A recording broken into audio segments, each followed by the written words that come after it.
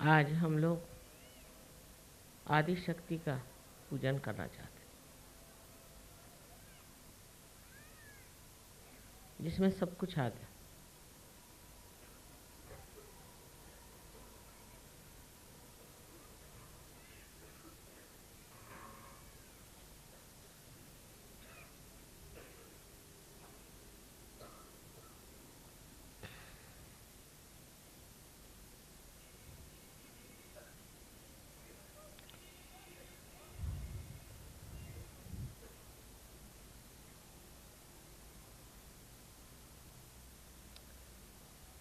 बहुत से लोगों ने आदि शक्ति का नाम भी नहीं सुना। हम लोग शक्ति के पुजारी हैं, शाक्त धर्मी और विशेषकर राजे महाराजे सभी शक्ति की पूजा करते हैं। सबकी अपनी अपनी देवियां हैं और उन सब देवियों के नाम अलग अलग हैं और यहाँ की देवी का नाम भी अलग है, गणगौर।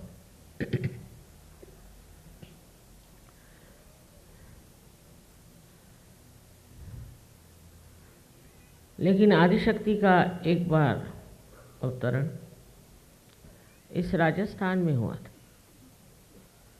जो वो सती देवी के रूप में यहाँ प्रकट हुई थी। उनका बड़ा उपकार जो राजस्थान में अब भी अपनी संस्कृति, स्त्री धर्म, पति का धर्म, पत्नी का धर्म, राजधर्म, हर एक तरह के धर्म को उनकी शक्ति ने प्लावित किया, नरिश किया। सती देवी की गाथा आप सब जानते हैं, मुझे नए तरीके से बताने की ज़रूरत नहीं। और वो स्वयं गणगौर थी, उनका विवाह कर दिया गया, किंतु विवाह करके जब वो जा रही थी तब कुछ गुंडों ने घेर लिया और उनके पति को भी मार दिया। तब पालकी से बाहर आकर उन्होंने अपना रूप प्रकट किया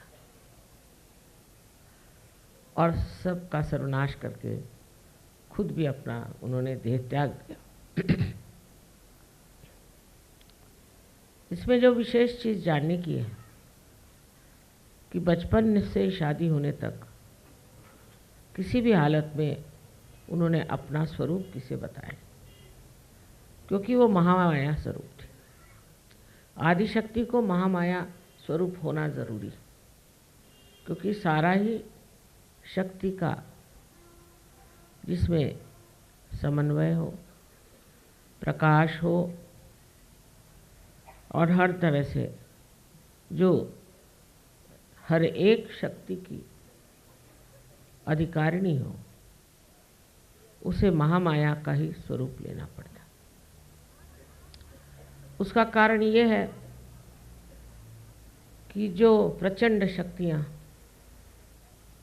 इस स्वरूप में संसार में आती हैं, सबसे पहले सुरभि के रूप में आई थी ये शक्ति। वो एक गाय थी, उसमें सारे ही देवी देवताएं बसे। और उसके बाद एक बार सती देवी के रूप में, एक ही बार इस राजस्थान में। और मैंने आपसे बताया कि मेरा संबंध राजस्थान से बहुत पुराना है, क्योंकि हमारे पूर्वज राजस्थान के चित्तौड़गढ़ के सिसोदिया वंश के थे।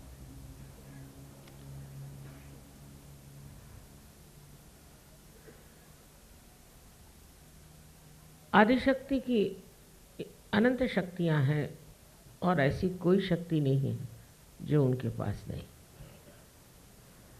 लेकिन उन शक्तियों को छिपा कर ही रखना पड़ता। उसके दो कारण।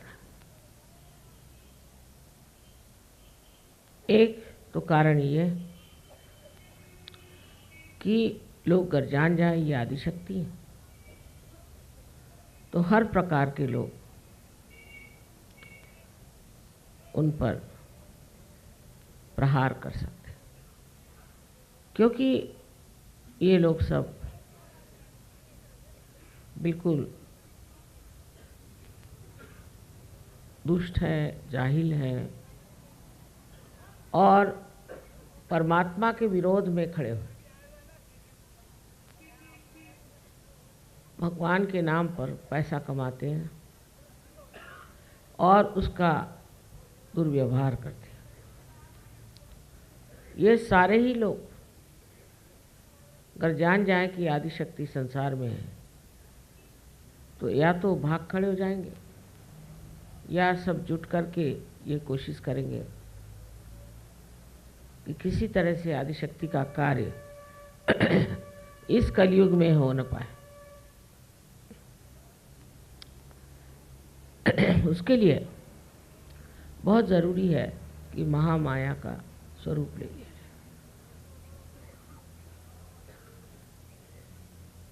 दूसरा, इस स्वरूप में एक बड़ा गहरा काम, सूक्ष्म काम करना है जो कभी भी किसी ने आज तक नहीं किया, वो है सामूहिक चेतना का।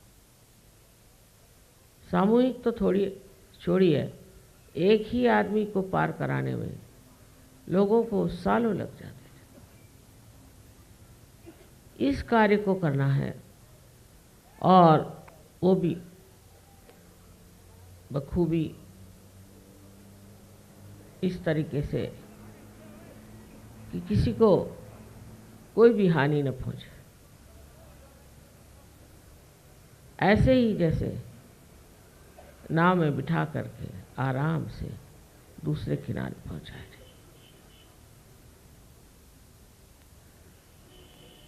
मैंने कल भाषण में अपने बताया कि धर्म कितना विपरीत हो गया। धर्म की बातें जिन्होंने करी वो तो ठीक थे, लेकिन जिनसे कही वो लोग गड़बड़ थे। सो उन्होंने धर्म को समझा नहीं, धर्म को एक बड़े भ्रांति में डाल दिया। अगर कोई आदमी सोचने लग जाए अपने धर्म के बारे में तो वो भाग खड़ा हो जाए, क्योंकि धर्म के नाम के पीछे जो जो तौर तरीके हैं वो बहुत भयंकर।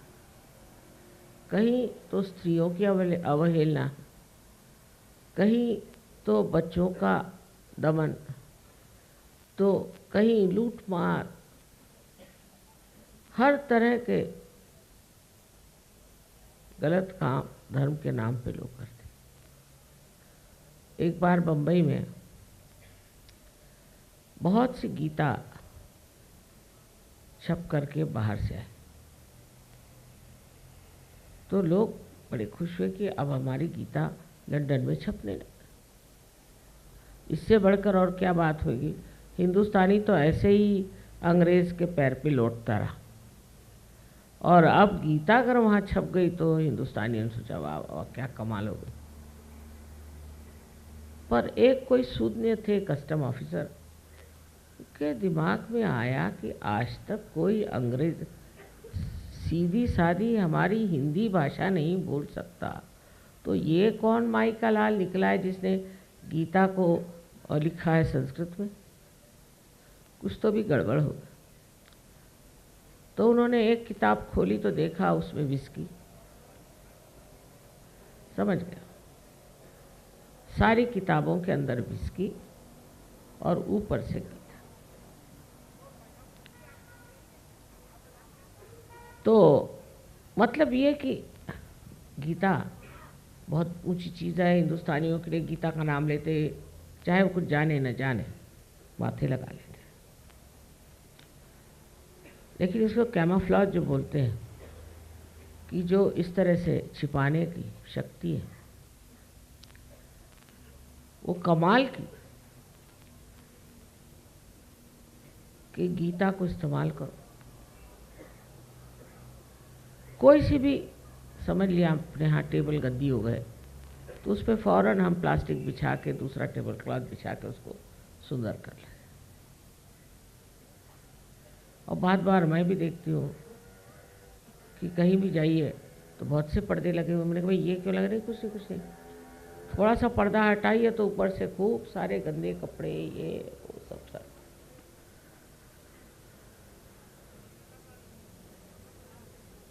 सो ऐब छुपाने की भी हमारे महामाया शक्ति में एक बहुत बड़ी खूबी है, क्योंकि ये लोग कहाँ से तो सीख के आए ही होंगे, चाहे हमने नहीं सिखाया हो, किसी ने तो इनको सिखाया है कि ये ऐब अपने कैसे छिपाए जाए और छिपा के उसको किस तरह से पचा लिया जाए। जो हमारे ऐब हैं उसको हटाने के लिए हम प्रयत्नशील नहीं होते, उसको छिपाने में प्रयत्नशील होते और दूसरों के ऐब देखने में हम बड़े होशियार होते। अब ये बिल्कुल विपरीत बात है।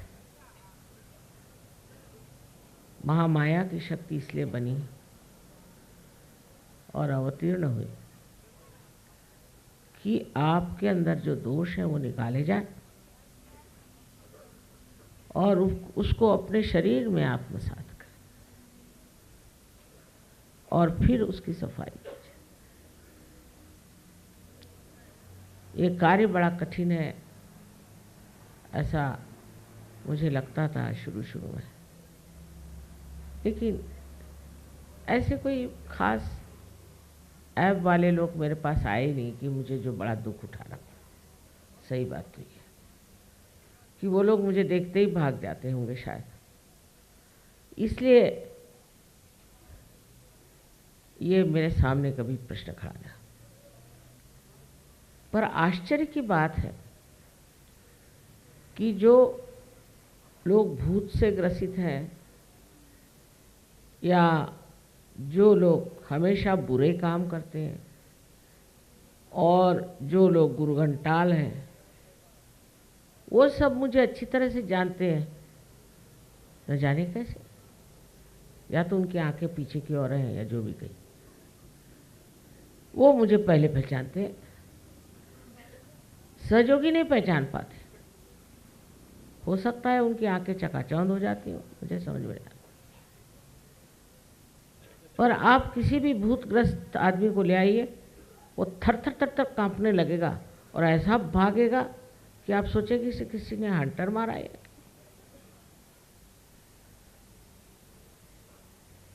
लेकिन सहयोगियों को ऐसा नहीं, लेकिन उनको पहचान भी उतनी नहीं है। अच्छी बात है, क्योंकि आदिशक्ति का एक स्वरूप जो महाकाली का है उसे आप देख लें तो वो बड़ा भयंकर है। ये देख सकते हैं ये लोग, ठीक है। हाथी आती भी देख सकते हैं, घोड़े भी देख सकते हैं,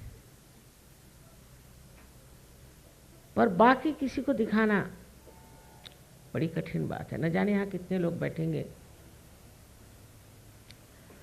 लेकिन महाकाली का स्वरूप होना बहुत जरूरी है। जब तक महाकाली प्रकट नहीं होती, आपके अंदर बसी हुई लेफ्ट साइड की पकड़ जा नहीं सकती। लेफ्ट साइड की पकड़ का मतलब क्या है? सबसे पहले तो आप अपने पास्ट के बारे में सोचते रहते हैं। दूसरी बार कि मेरे बाप ये थे और मेरे बाप के बाप ये थे, ये सोचते रहते।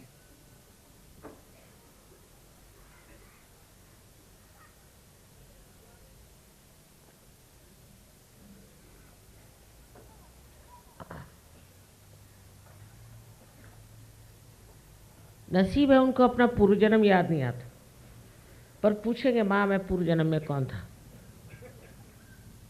अब एक साहब ने मुझे बहुत तंग किया, मैं पूर्व जन्म में कौन था।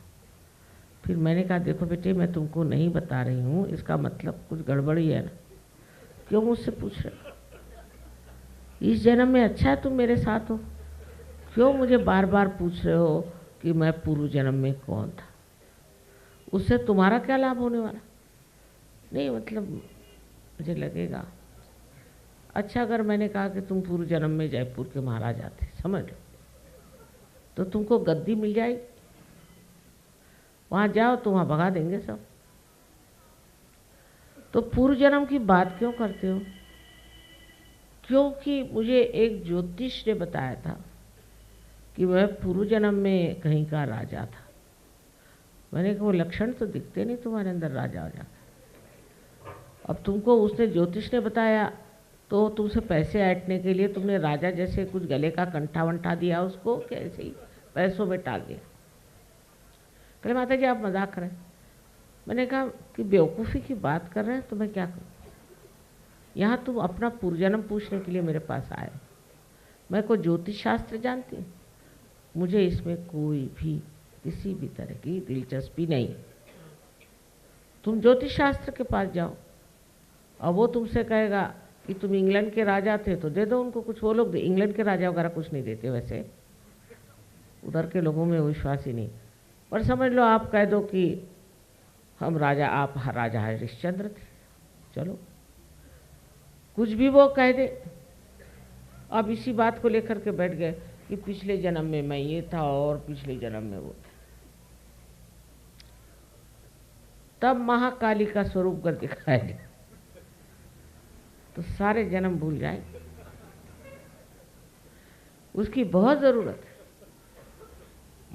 महाकाली के स्वरूप के सिवाय ऐसे पागल छूट नहीं सकते।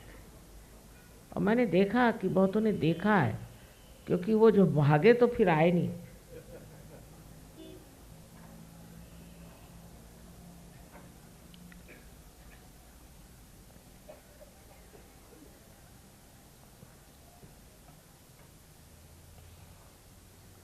फिर उन्होंने सामना नहीं किया मेरा। अब ये तो बिल्कुल ही सोचिए कि बहुत छोटी सी बात है, पर उसके अलावा महाकाली की ज़रूरत है कि जिन लोगों को ये गुरुओं ने भूत लगा दिए। अब गुरुओं के भूत ऐसे होते हैं कि या तो आप गुरु का कहना मानो और उन्हीं के जैसे हो जाओ। वो कहे तुमसे कि जाके उसके घर में डाका डालो तो डाका डालो, उसको मार डालो तो उसको मार डालो, उसको ये करो तो वो करो। एकदम गुरु की आज्ञा शिरसा बंद करके घूमो तो ठीक है, और नहीं तो गुरु लग जाएगा आपके पीछे। आपसे कहा किसी को मारो, उसको नहीं मार सके तो दूसरे से कहेगा इसको ही मार डालो।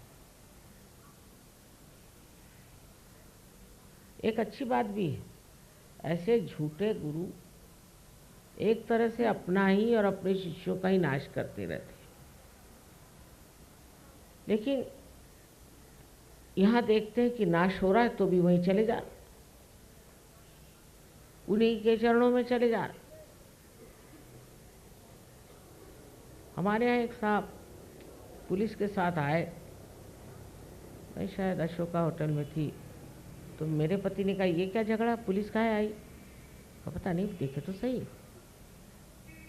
तो उन्होंने बताया ये महाशय जो है, इनका नाम मैं नहीं बताऊँ, ये डॉक्टर साहब है और ये भागे हुए हैं आनंद मार्ग से। तो कहले आपको आश्चर्य होगा माँ, ये आनंद मार्ग के बड़े भारी प्रचारक थे, दुनिया भर में घूमे, खूब पैसा कमाए, और फिर इनके गुरु जो थे वो इनको अपना आद्य शिष्य मानते थे। फिर हुआ क्या, तो ये कलकत्ते में देवी के मंदिर में गया जहाँ बकरा काटा जाता है। ये बात तो सही भाई, क्या करें। वो बकरा इसलिए काटते हैं देवी के सामने कि उसके अंदर भूत डाल करके, और जो भूतग्रस्त है उसका भूत उसमें डाल करके उसको उस भूत से छुटकारा करा। हम लोग तो नींबू पे ही उतार देते, वेजिटेरियन अपना सब काम, क्योंकि बहुत से बनिए आ गए ना सहयोग में।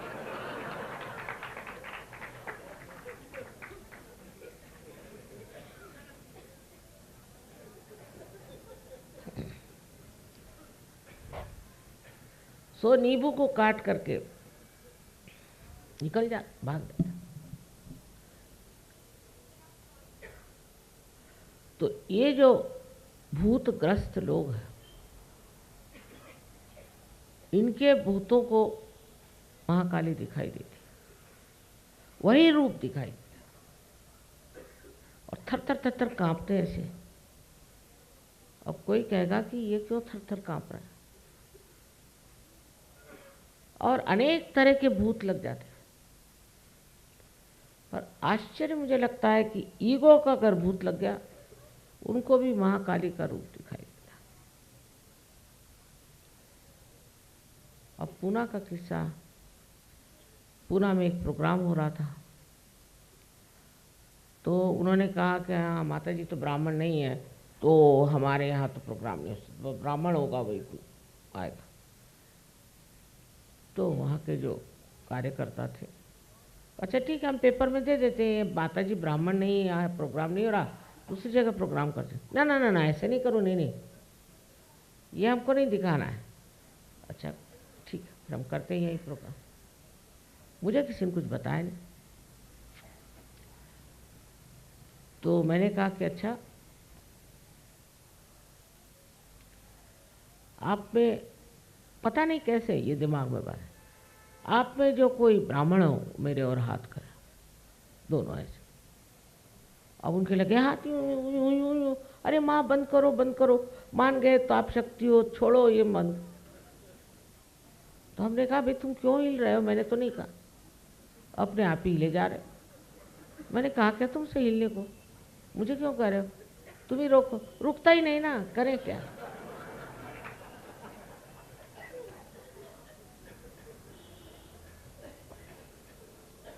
तो मैंने कहा देखो मैंने तो नहीं कहा, ये पता नहीं क्यों आपको बड़ा भय लग रहा है, पता नहीं क्या हो रहा है। अब उनको ये घमंड था कि वो बड़े ब्राह्मण हैं,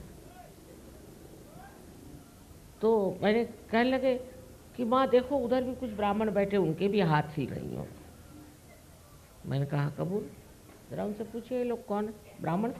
अरे नहीं बाबा हम लोग ब्राह्मण नहीं हैं, हम लोग सर्टिफाइड पागल है, थाना से आए।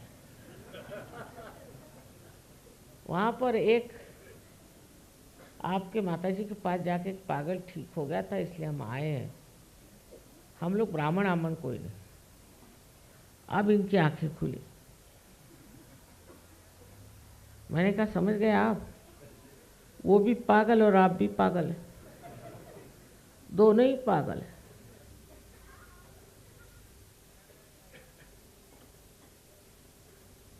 तब उनके हाथ छूटे। शुरुआत में तो बहुत ज़्यादा महाकाली का प्रकार था, कुछ समझ भी नहीं आता था कि ये महाकाली जी अब अपना प्रताप कुछ कम करे तो मैं दूसरे भी काम करूं। पूना में तो ये हाल हो गया कि मेरी एक नीस है, उससे मैंने कहा कि एक हंडिया ले आओ किसी के लिए। तो बाज़ार में गई कि भाई 1 रुपये की हंडी 10 रुपये में बिक रही। तो उसने कहा इतनी महंगी कैसे हो गई, 1 रुपये की 10 रुपये में।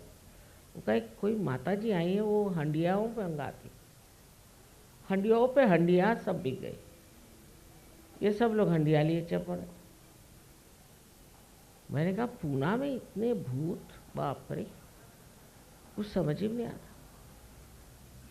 मैंने कहा हंडिया लेके आओ, नींबू लेके आओ, तो बैठो। और जो नहीं लाए उनकी आंखें लगी घूमने, वो लगे घूमने। मैं तो उठ के चली गई। मैंने कहा भाई मेरे सारा यहाँ भूतों का जमघट हो। जो लोग हंडिया लेके बैठे थे वो तो कुछ ठीक थे, और बाकी के जो थे वो खड़े होकर के हूँ हाँ हाँ ही करने लगे। तो मैंने कहा कि भाई ये अगर महाकाली की शक्ति कुछ कम हो जाए तो अच्छा।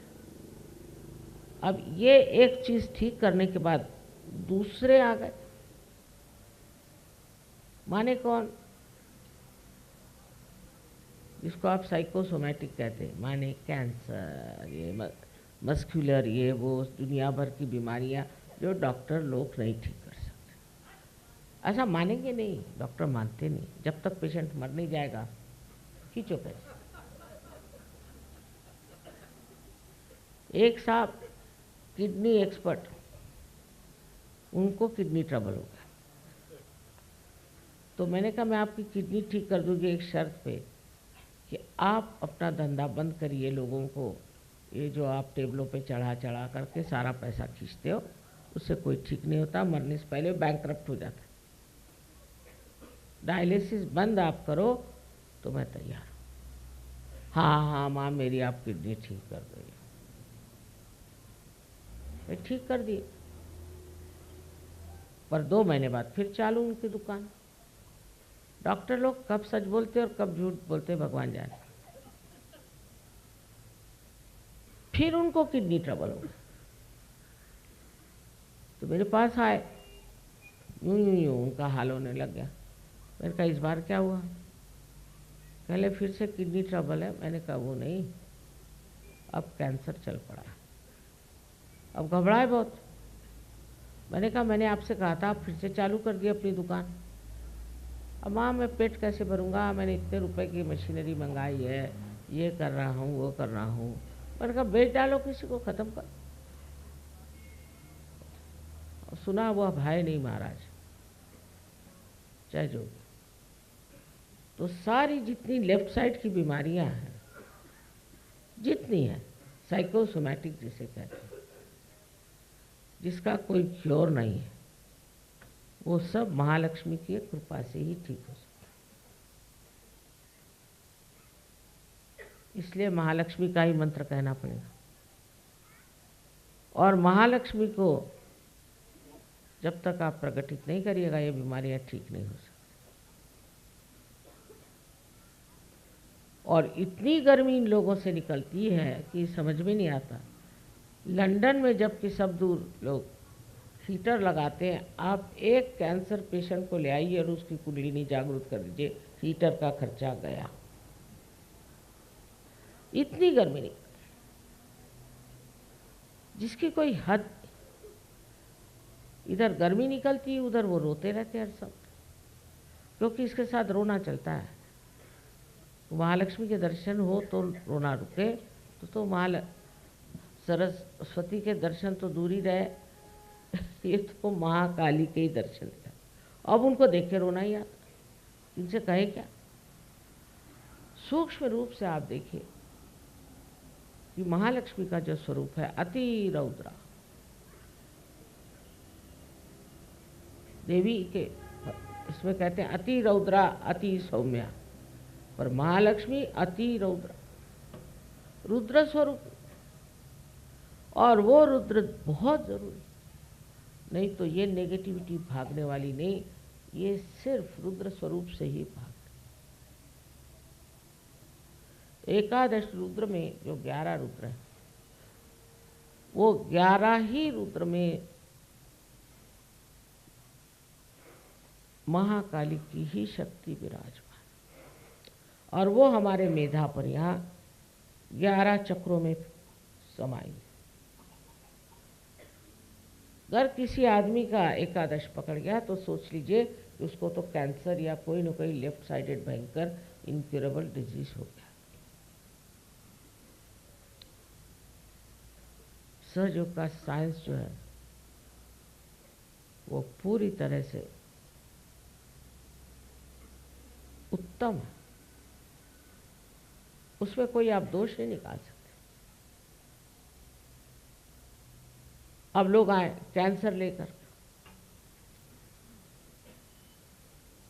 स्क्लेरोसिस फलाना ठिकाना 50 एड्स,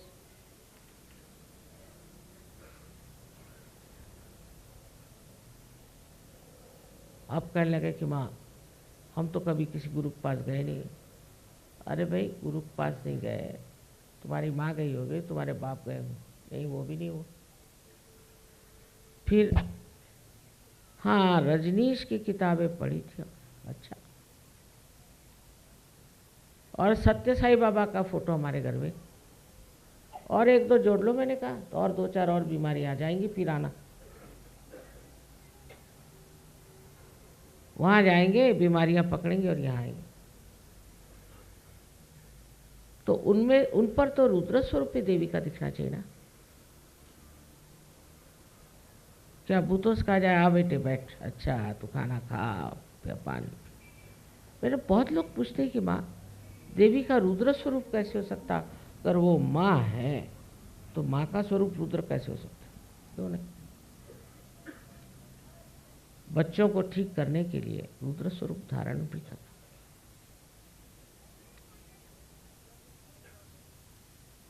सौम्य स्वरूप, ये बच्चों की लियाकत पे ही जाना जा सकता है, पर कभी कभी उन पे रुद्र स्वरूप बहुत जरूरी, उसके सिवा वो ठीक ही नहीं हो सकता। किंतु रुद्र स्वरूप में किसी को हानि नहीं पहुंचाई, ये विशेष बात है। जैसे कि पहले महाकाली ने इसको मारा, उसको मारा, इसकी जीभ खींची, ये किया, ऐसा कुछ नहीं। आज का जो महाकाली का स्वरूप है वो है रुद्र। इसकी कोई ज़रूरत ही नहीं सब करने की, मनुष्य ऐसे ही घबरा करके ठीक हो जाता है, उस स्वरूप को देखते ही वो ठीक हो जाता है। और जब वो उस स्वरूप को देखता है तो अपने आप उसकी बीमारियां ठीक हो जाती, क्योंकि उसके अंदर जो नेगेटिव चीज़ है वो भाग जाती। तो किसी की गर्दन काटने की या जीभ काटने की या आँख निकालने की कोई ज़रूरत नहीं।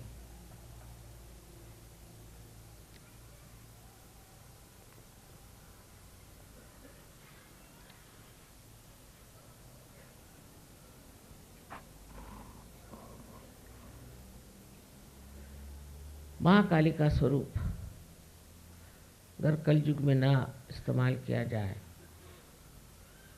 तो सहयोग का कार्य ही नहीं हो सकता, क्योंकि इन नेगेटिव फोर्सेस के कारण सारे चक्र पकड़ जाते हैं और चक्र ठीक किए बगैर कुंडलिनी चढ़ेगी नहीं।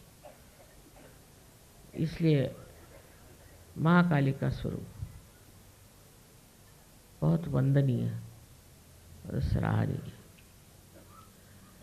जो कि किसी को शारीरिक, मानसिक, बौद्धिक किसी भी प्रकार की हानि नहीं, सिर्फ उसके स्वरूप से ही जो बुरी बातें हैं वो भाग जाती। अब मियाँ बीवी के झगड़े ये सबसे बड़ा प्रॉब्लम है आजकल, क्योंकि बीवियाँ पड़ गई और मियाँ चाहते हैं कि बीवी बिल्कुल देहाती हो, और वो देहाती तो है नहीं, तो उसको देहाती कैसे बनाएंगे? एक बार शहरी हो गए तो शहरी हो गए, चाहे आप लहंगा पहन लीजिए और चाहे आप पैंट पहन लीजिए, दिमाग तो शहरी हो गए। अब जब शहरी दिमाग हो गए तो उसके बाद जो स्त्रीत्व था वो तो कम हो ही जाता है, पुरुषत्व ज़्यादा आ जाता है, स्त्रीत्व कम आ जाता है।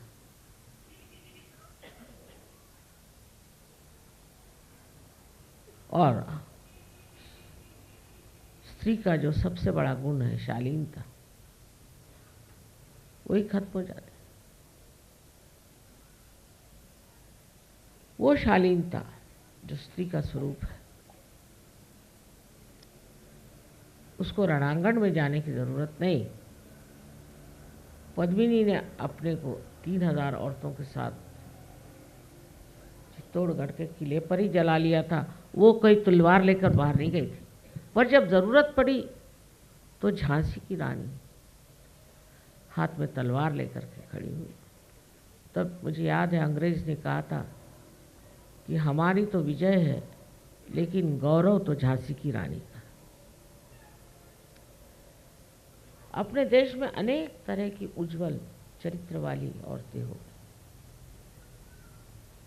पतिपरायण,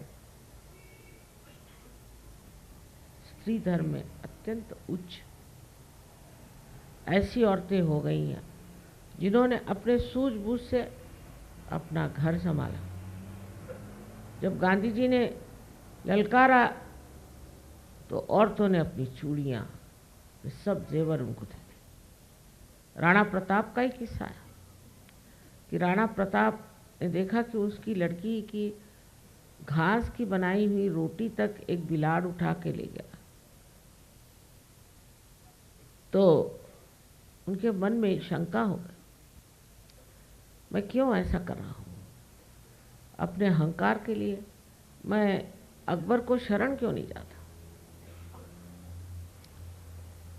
तो वो चिट्ठी लिखने बैठे अकबर को। उस वक्त क्षत्राणी उनकी पत्नी की शक्ति जागृत हुई, हाथ में भाला लेकर उसने अपने लड़की पे लगा और कहा कि मैं तुझी को मार डालती हूँ, जिससे ये जो कमजोरी इनके अंदर आई है ना। तब राणा प्रताप की आंख खुली। हमारे यहाँ औरतों ने अगर सोचना ही है तो पिछली बात सोचें कि रणांगण में अपने पतियों को टीका लगा करके लड़ने भेजा था। इन अंग्रेजों से कौन लड़े? आदमी लड़ने को कहने को है, पर शक्ति औरतों की थी, क्योंकि आजकल औरतें भी अशक्त हो गई, आदमी भी निशक्त हो गए।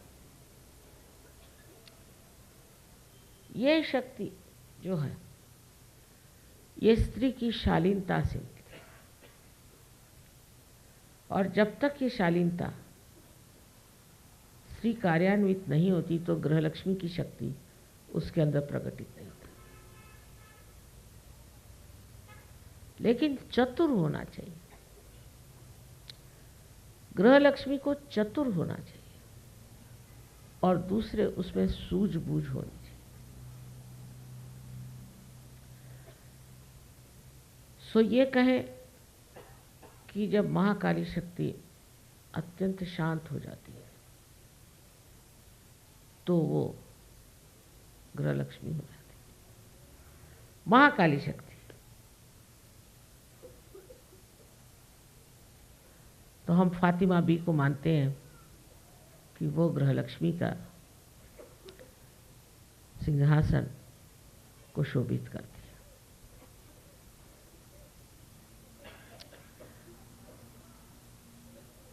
महाकाली की इस शक्ति से स्त्री अपने बच्चे को ठीक रास्ते पर रखती है, अपने चरित्र को उज्जवल रखती है, और हम लोग इस चीज़ के साक्षी हैं कि एक पतिव्रता स्त्री के पातिव्रत्य को कोई नष्ट नहीं कर सकता। उसकी अपनी शक्ति है, ये महाकाली की शक्ति। जो लोग डरते हैं एक पतिव्रता स्त्री को, और पतियों को भी जान लेना चाहिए कि उनके अंदर जो कार्य शक्ति है वो भी स्त्री से ही आती है, और अगर वो शक्ति स्त्री से आती है तो स्त्री में पहली चीज शालीनता है या नहीं। अगर स्त्री जबरदस्त है, इधर बैठ उधर बैठ, ये चल वो कर, जो ऐसे उंगली दिखाना शुरू कर दी तो कह चुप, पति को अधिकार। लेकिन शालीनता से आप जीत सकते हैं, इसमें चतुरता चाहिए, और ये शालीनता के लिए कोई किसको मार पीट चिल्लाना चीखना कुछ, एक तो शालीन स्त्री में हास्य रस बहुत प्रस्फुटित होना चाहिए। किस चीज को वो हंसी में डाल दे और हंस करके हजारों प्रश्न वो ठीक कर सके, ये जो बारीकी होती है, इसको समझने के लिए मैंने अभी किसी कहा था कि आप शरद चंद्र पढ़िए, उसमें सबकी नोक झोंक औरतें कैसे संभाले, ये होशियारी की बात है।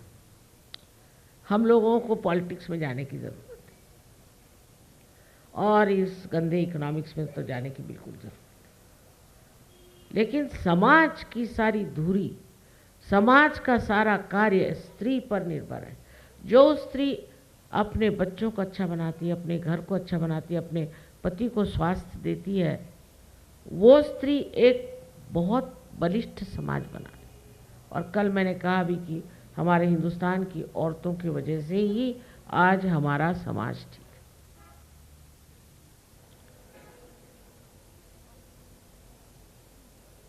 पर स्त्री का स्वभाव शालीन होना चाहिए और उसकी शक्ति भी शालीनता में, उद्दामता में नहीं। उसको दंड ठोकने की जरूरत नहीं, बिल्कुल। उसकी जो शालीनता है, उस शक्ति पर वो सारे दुनिया को जीत सकती। उसकी चाल ढाल, उसका ढंग एक देवी स्वरूप होना चाहिए। सो महाकाली शक्ति तो अनेक चीज़ों पे बैठती है, उसके अपने अपने वाहन हैं।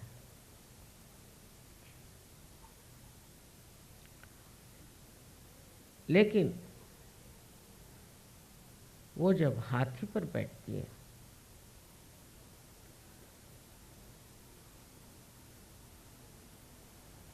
तो उसे ललिता गौरी कहते हैं।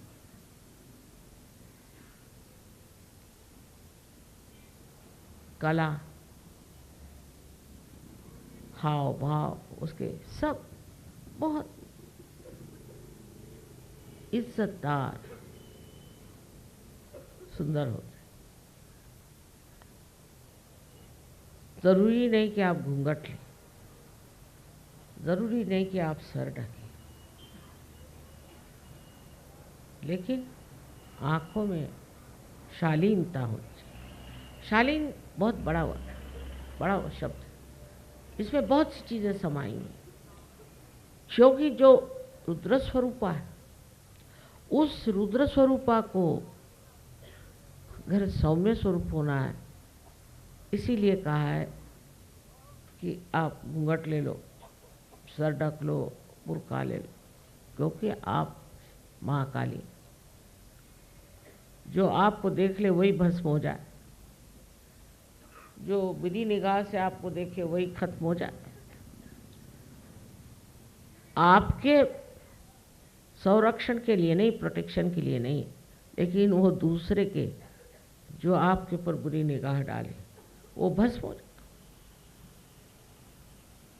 वो नष्ट हो जाए।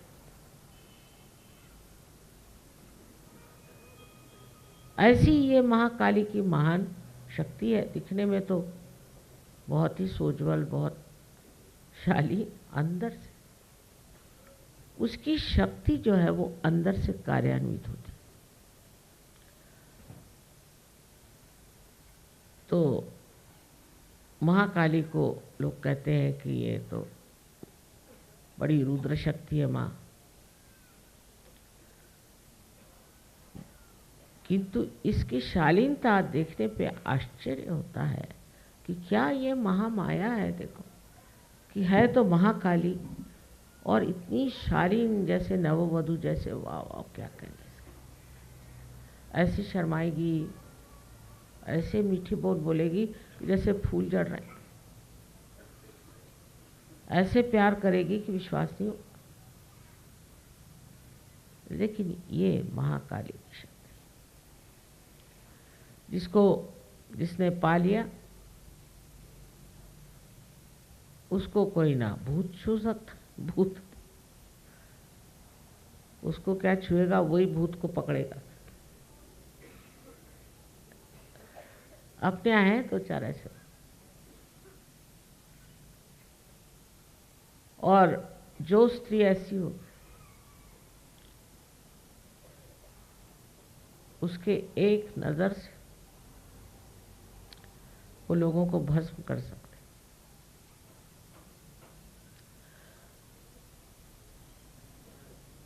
अब दूसरी शक्ति महासरस्वती की,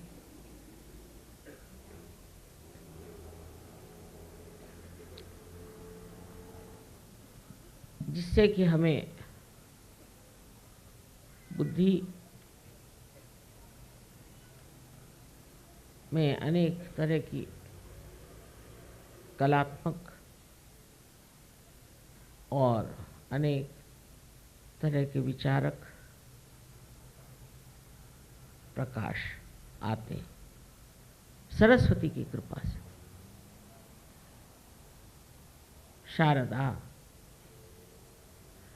शारदा की कृपा से हमारे अंदर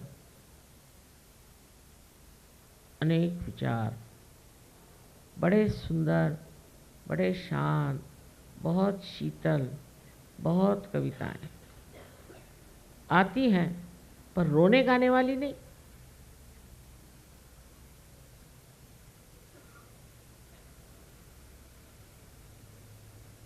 ऐसी आती है कि जिससे आप जागरूक हो।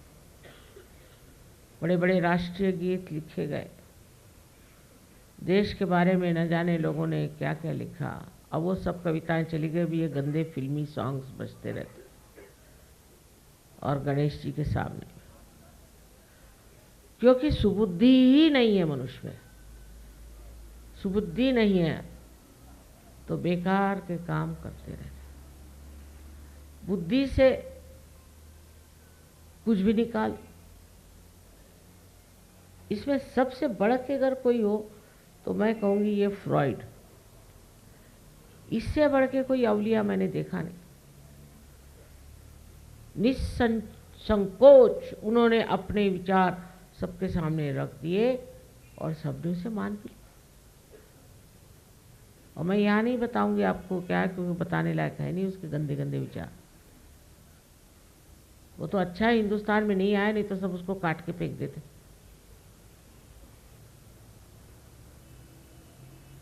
और उस आदमी का लिखना, एक उसकी लाइन पढ़िए तो आप जान जाइए कि ये बड़ा ही बेशर्म आदमी है, या भूत है, या राक्षस है, जो भी कहे।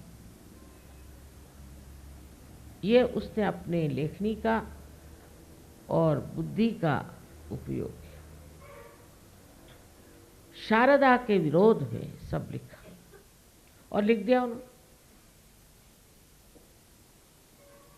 अब सब जगह शुरू हो गई कि हमें तो साहब मुक्ति, हम चाहे जो लिखें। आजकल के अखबार वाले भी वैसे, उनके भी ऊट पटांग जो समझ में आती है बात वो लिखते रहते, और कोई अच्छी बात तो लिखना ही नहीं चाहते। कौन मर गया, कितने मर गए, अभी मर रहा है कोई, वो रोज देंगे मर रहा है। भाई मर जाने दो, फिर लिखो, काय को रोज रोज सबको सताते। वो मरता ही नहीं, रोज इतना सारा लिखते, मरा नहीं, अभी मरता नहीं। एक बार मरने के बाद इत्मीनान से लिखो, मरने तो वाले हैं ही। अब क्यों रोज रोज ये सब बातें लिखते? किसने पूछा आपसे? फिर लिखेंगे महाझूठ जो होते हैं वो भी बहुत लिखते हैं। डर नहीं उनको शारदा देवी। शारदा देवी जो है सत्य को देने वाली है और सत्य के अधिष्ठात्री। जो अपने सर में सत्य का प्रकाश आता है वो शारदा के कारण। तो आप जब लिखते हैं तो आप सोच नहीं रहे कि आपके अंदर ये लेखन शक्ति कहाँ से है? ये किसने आपको लेखन शक्ति दी? शारदा देवी या किसी भूतनी ने आपको दी? इसी प्रकार मैंने देखा है बहुतों ने नहीं ऊट पटांग कुंडलिनी के बारे में बातें लिखी। एक अरबिंदो साहब है, वो तो बस पता नहीं कहाँ से कहाँ चले गए, कुछ उसमें अर्थ ही नहीं है, वो क्या लिखते पता नहीं। उनका बड़ा नाम है अरबिंदो मार्ग। मैं हमेशा उस मार्ग से नहीं जाती क्योंकि पता नहीं है कहाँ चला जाए। जहाँ उसकी खोपड़ी गई वही लिखता गया और कुछ भी उसमें की बात सत्य नहीं। अब वो सावित्री की कथा गाई उन्होंने, अब सावित्री का ये, अरे क्या करने का है? और उनकी जो वो थी, वो जो भी उनका रिश्ता रहा हो मुझे नहीं पता, वो जो माता जी जो थी वो 50 तो उनके मुंह पर शिकने पड़ी हुई और कहीं ये जवान होने वाली है, अभी देखिएगा जवान होगी। वो मर गई, गाड़ दिया तो भी अभी जवान तो हुई नहीं। और उनकी किताबों पे किताब ऊट पटांग ऐसी किताब, ऐसे ही धर्म पे न जाने कितने लोग लिखते। फिर आजकल के इंटेलेक्चुअल्स निकल आए दूसरे अक्लमंद। मैंने पढ़ा एक साहब हैं, नाम भूल गए मैं उनको, वो अपने को बड़े भारी लेखक समझते हैं, पंजाबी है, पंजाबी, कभी उन्होंने संस्कृत पढ़ा नहीं होगा।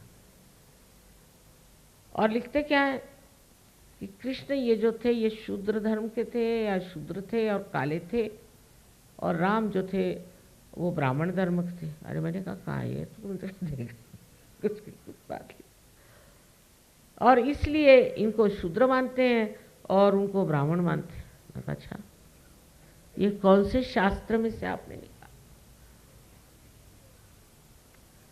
सच बात तो बताऊं कि जवाहरलाल जी ने भी जो किताब लिखी है वो डिस्कवरी किसी और चीज़ की होगी, इंडिया की डिस्कवरी नहीं सुपरफिशियल, इतनी ओछी किताब। ये हिंदुस्तान की बात लिख रहा है, कोई गहराई नहीं उनमें। जो देखो वो किसी पे भी लिखना शुरू कर। अभी तक मैंने कुछ नहीं लिखा। मैं सोचती हूँ कि सबके खोपड़ी में जाए ऐसी बात लिखो। अभी तो सबकी खोपड़ियाँ इतनी खुली नहीं है और किसी ने भी नहीं लिखा। ईसा ने नहीं लिखा, मोहम्मद साहब ने नहीं लिखा। हाँ, मोहम्मद साहब ने तो कुछ भी नहीं लिखा, उनको तो लिखना ही पढ़ना नहीं आता था बेचारों। 40 आदमियों से उन्होंने बताया कि भाई ये मुझको मालूम हुआ, रेवलेशन हुआ है, ये ऐसे ऐसे। उनको भी लिखना पढ़ना नहीं आता, तो 40 साल तक कुछ लिखा नहीं गया। एक बड़ा दुष्ट आदमी था, उसका नाम था मुतवैया या कुछ ऐसे ही नाम था। ये मेरे पिता ने मुझे बात बताई और अब ये पक्का है, ये पता है कि ये सच बात है। उस महाशय ने, बड़ा दुष्ट था, हज़रत अली को मारा, उसके लड़के को मारा, उसके बाद खलीफा को मारा, फिर दूसरे खलीफा को मारा और उसका लिवर उसकी माँ खा गई। ऐसा ये गंदा आदमी, औरतों का वो द्वेष था। उसने कुरान को एडिट किया। अब बताइए, और कुरान लिए घूमते। इसकी ऑथेंटिसिटी कुछ है। और बाइबल में भी ये पॉल ने सारा सत्यानाश कर दिया। ये तो ईसाई कम से कम मानते हैं, वो नाम भर के ईसाई है, चलो अच्छा। क्योंकि ऐसी ऐसी बातें किसी से कहो तो मारने को दौड़े। जिस कुरान के लिए लड़ते हैं उसका ये इतिहास है, ये सच्ची बात मैं आपसे बता। उसमें शारदा देवी का क्या हाथ है?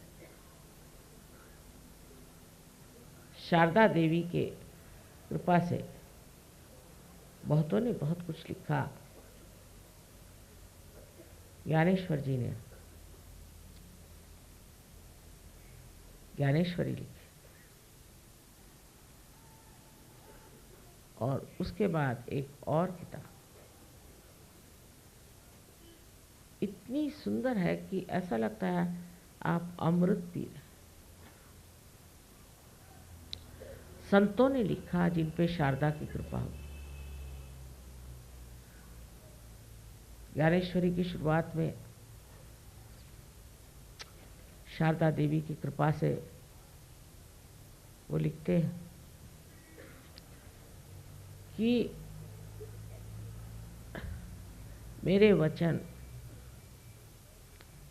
जो भी मैं कह रहा हूँ ये वाग देवी को, शारदा देवी को प्रसन्न करने के लिए कह रहा हूँ, लेकिन ये शब्द किसी भी तरह से आपको दुख नहीं पहुंचा। जिस तरह से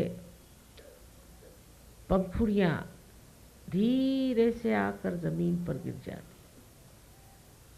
उसी तरह मेरे भी शब्द आपके हृदय पे गिरे और आपको सुगंधित कर दे।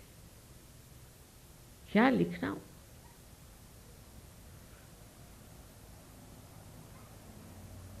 इतनी सुंदर कविता और इतना सौम्य उसका स्वरूप कि ऐसे कर लगता है जैसे आप अमृत का रस पान कर।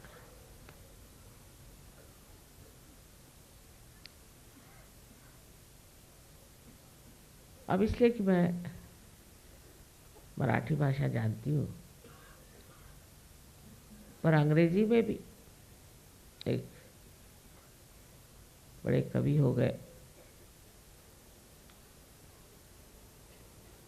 और उनकी कविताएं हम लोगों ने विजन नाम की किताब में दी हुई, आप पढ़ी। उनका नाम था विलियम ब्लेक और इतनी जोशीली कविता, आपके अंदर जोश आ जाता है। शारदा जैसे उनके कविताओं में से निकल के आपके अंदर बोलने, वैसे ही शरद चंद्र अगर आप पढ़ी तो आप कहानी लिखना शुरू कर दें। ऐसे ऐसे लेखक अपने यहाँ हो गए इस भारतवर्ष में कि ऐसे कहीं नहीं हो। टॉल्स्टॉय हो गए बहुत बड़े, मैं मानती हूँ, पर उनसे भी बढ़ के शरद चंद्र। महाराष्ट्र में तो बहुत ही ज़्यादा, एक से उनके नाम बताने से फायदा नहीं, लेकिन किसी ने उनको ट्रांसलेट ही नहीं किया क्योंकि ये सब मामला पॉलिटिकल है। भाई पॉलिटिकल क्या है? शारदा देवी कोई पॉलिटिकल है? ये पॉलिटिकल मामला है कि आपके चीफ मिनिस्टर साहब अगर कहें तो एकेडमी करें।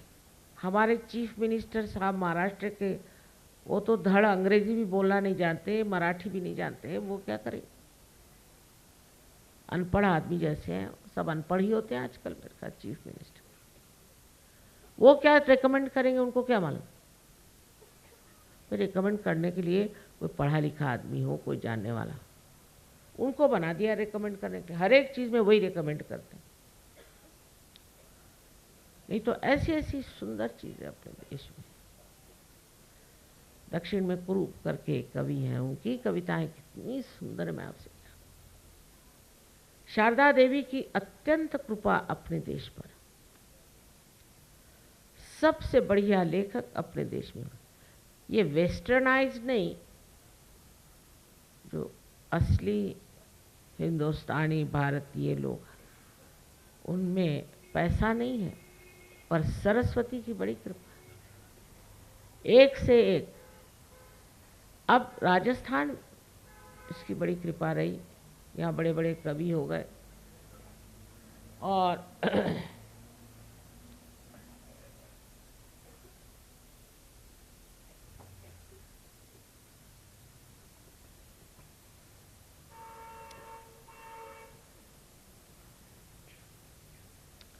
यहाँ से अलेक्जेंडर भी यहाँ की संस्कृति देखकर इतने अचंभे में पड़ गए, तो नमस्कार करके वो वापस गए और अपने साथ चंदवरदाई को ले गए। एक बड़े भारी के चंदवरदाई, यहीं के राजस्थान के थे। उनको अपने साथ ले गए, उन राजस्थानी लैंग्वेज में उनका बड़ा वर्णन किया। फिर सूफियों में खुसरो हैं, क्या कविताएं, कबीर दास क्या, तो नानक साहब का तो कहना ही क्या, वो तो गुरु ही थे। रामदास स्वामी, बंगाल में भी क्या एक से एक कवि हो, और ये सब शारदा देवी की कृपा से, सारे शब्दों से मानो धर्म बहता हो, प्रकाश बहता, और सारे ही इनके शब्द व्यवस्थित, ऐसा लगता है कि निर्विचारिता में लिखे इन्होंने, इतने शुद्ध वर्णन। ये हम जरूर कहेंगे कि सबसे ज़्यादा संस्कृत में और उसके बाद मराठी में ही आध्यात्म पे किताबें बढ़िया लिखी, न जाने बड़े गहराई से आध्यात्म पे काम किया गया।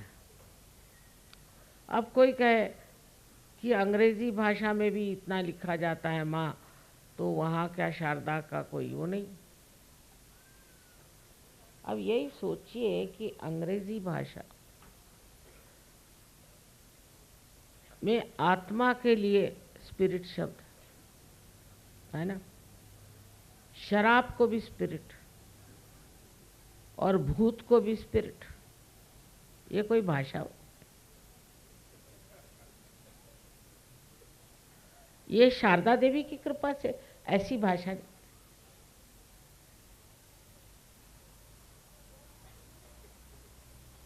और फ्रेंच भाषा तो उससे भी गई हुई थी एकदम, उसमें चेतना के लिए कोई शब्द नहीं। अंग्रेजी में कम से कम अवेयरनेस, उसमें अवेयरनेस के लिए कोई शब्द,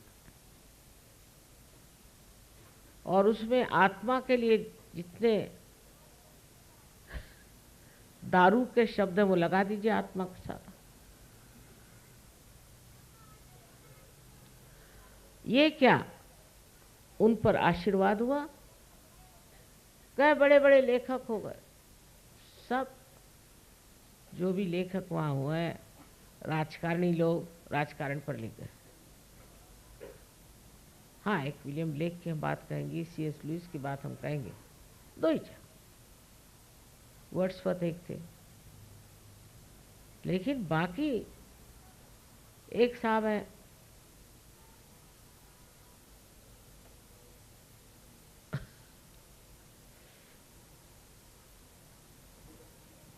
उन्होंने कविता लिखी, वहाँ रोने की कविता, जैसे अपने यहाँ गजलें होती वैसे रोने की कविता बहुत चली,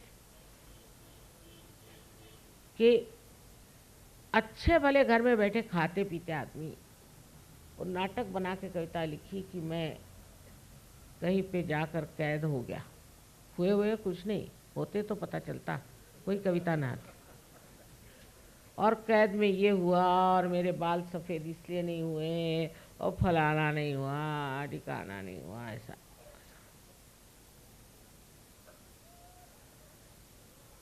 अरे भाई, ऐसा अगर तुम्हें तकलीफ हो रही थी तो तुम कहीं वहीं डूब जाते, अच्छा रहता। ये ऐसे रोने वाली कविता, जो कविता उठाओ वो रोने वाली, और अच्छे वाले बैठे हैं, मतलब उनको कोई तकलीफ होने पर लिखो तो भी समझ में आता। अच्छे वाले बैठे हैं, खूब पैसा कमा रहे हैं, सबको रुला रहे हैं, और आप पैसा खा रहे हैं, और लोगों को भी रोना बड़ा अच्छा लगता है। हमारे एक मुसलमान पहचान, तो कह ले माता जी ये गज़ल लोग क्यों गाते? मैंने कहा उन्हीं से पूछो जो गाते हैं, मुझे तो पसंद नहीं। कहने लगे कि जितने लोग गज़ल पसंद करते हैं वो अपनी बीवी से प्यार नहीं करते, वो कुछ और ही से प्यार करते हैं। मैंने कहा आपने कैसे जाना? मैंने देखा है ये बात, और रोते रहते। अरे अपनी बीवी है, क्यों रो रहे हो? ये बीवी बैठी जिंदा, उसी के साथ रहो, आराम से मज़ा उठाओ। अब तीसरे के लिए रो रहे, तू नहीं मिला और तेरी छाया नहीं मिली।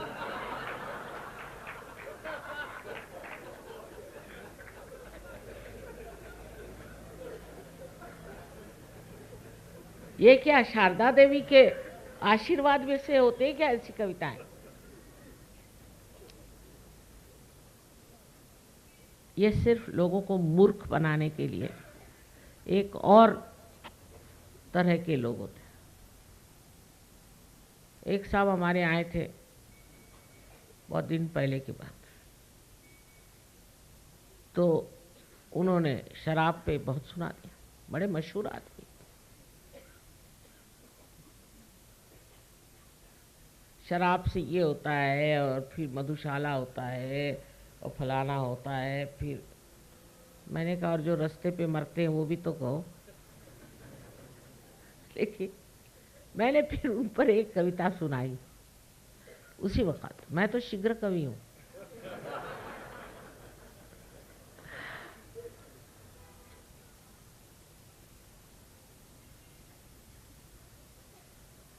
मैंने कहा क्यों न प्याला झूमता है, पी वही मदहोश हाला। प्याला क्यों नहीं झूमता? वो क्यों नहीं झूमता? और तुम क्यों झूमते हो? तुम तो प्याले से भी कमजोर हो।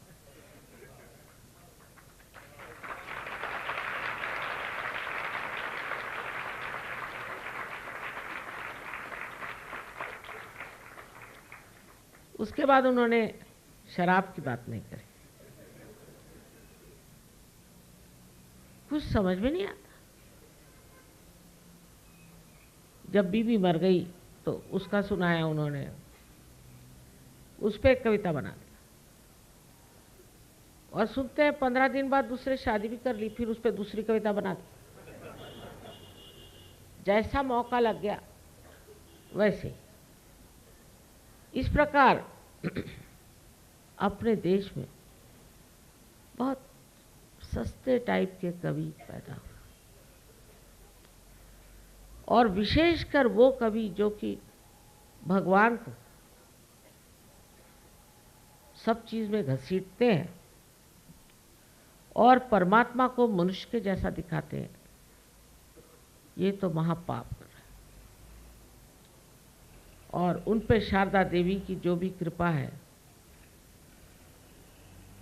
वो महाकाली के दरवाजे में जाने वाली है। माने विद्यापति साहब देख लीजिए, अब राधा और कृष्ण का पता नहीं क्या श्रृंगार सजा रहे।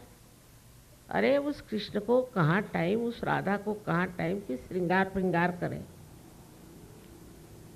सारे विश्व की जिसको चिंता, और राधा, रा माने एनर्जी और धा माने धारने वाली, उसको क्या ये सब दुनिया भर का रोमांस करने की फुर्सत है? अब डाल दिया उनको रोमांस। यहां तक कि वाजिद अली साहब जिनकी 165 बीबियां थी, तो भी वो साड़ी पहन के और राधा बनते थे और कृष्ण के साथ नाचते थे। क्या पता। अब ये रोमांटिक पना जो है इसमें कोई अर्थ नहीं, बेकार की बात है। साधु संतों को इससे क्या मतलब? वो तो कबीर को भी लोग कहते थे, कबीर ने कह दिया कि सैया निकस गए मैना लड़ी थी। अरे वाह, सैया निकस गए मैंने क्या कि प्राण निकल गए। खुसरो ने लिखा छाप तिलक सब दीनी तो से नैना मिला। अब वो सूफी आदमी उस किससे नैना मिलाता है सिवाय परमात्मा? छाप माने मुसलमानों की पहचान है और तिलक माने हिंदुओं की। सब मैंने छोड़ दिया तुझसे जब मैंने आंखें मिली। उन्होंने देहाती भाषा में, इस तरह की भाषा में लिखा जैसे मेरा नैहर छूटो रिझा।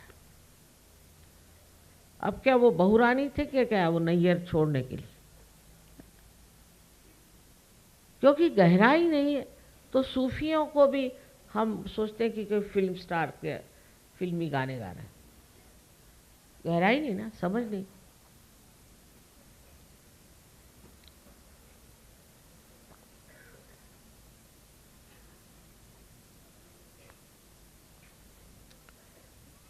तो शारदा जी भी जो हैं वो भी कभी कभी महामाया स्वरूप हो जाती। जैसे ज़ेन के जो कवि लिखते हैं वो एक सहयोगी समझ सकता और कोई नहीं समझ सकता। वो जिस तरह से कोई चीज का वर्णन करते हैं, छोटी सी स्पीच, या जिस तरह के वो चित्र बनाते थे वो बहुत ही सूक्ष्म, और उसकी संवेदना सिर्फ एक योगी जन ही कर सकते और कोई नहीं कर सकता।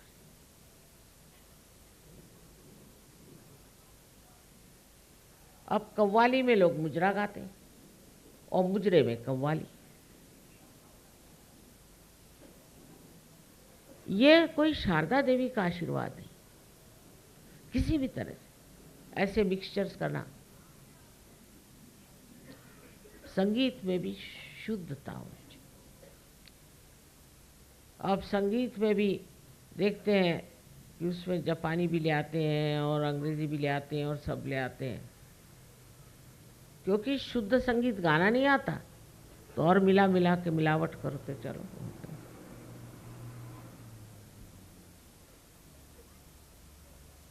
देहात में गाते हैं लोग कितने प्रेम से, और शारदा देवी के पूर्ण आशीर्वाद, उनके आशीर्वाद से ही जितने महान ग्रंथ हैं वो बने संसार, जितने महान नाटक या कादंबरियां लिखी गई वो सब शारदा देवी के आशीर्वाद से। किंतु इस वर्तमान काल में ऐसा लगता है कि शारदा देवी ने अपना हाथ कुछ रोक लिया है या ये आशीर्वाद कम है। इस राजस्थान में जो कला का प्रादुर्भाव हुआ है, मैं देखती हूँ कि 2-3 साल में ही एकदम कला फूट पड़ी। ये बिल्कुल शारदा देवी का ही आशीर्वाद है, इसमें कोई शक नहीं। ऐसी ऐसी नक्काशियाँ, ऐसी ऐसी चीज़ें बनाने लग गए लोग हाथ से अपने, बड़ा आश्चर्य। पहले भी यहाँ बड़ी अच्छी नक्काशियाँ होती थी, लोग तराशते थे, पर आप सारे पॉटरीज में देख लीजिए, कहीं देख लीजिए, क्या सुंदर सुंदर कलर्स, बढ़िया ऐसे रंग बिरंगी ऐसी चीज़ें। हम कल ही एक फैक्ट्री देखने गए थे, तो इसीलिए मैंने सोचा आज ये साड़ी पहने। ये राजस्थानी रंग है सारे, और डरते नहीं, ऐसा रंग हर एक तरह का रंग पहनते हैं। अंग्रेज ऐसे नहीं, वो कहते हैं कि एक अगर बॉर्डर हो तो उसके ऊपर बिल्कुल कुछ नहीं, स्पेस्ड आउट होना चाहिए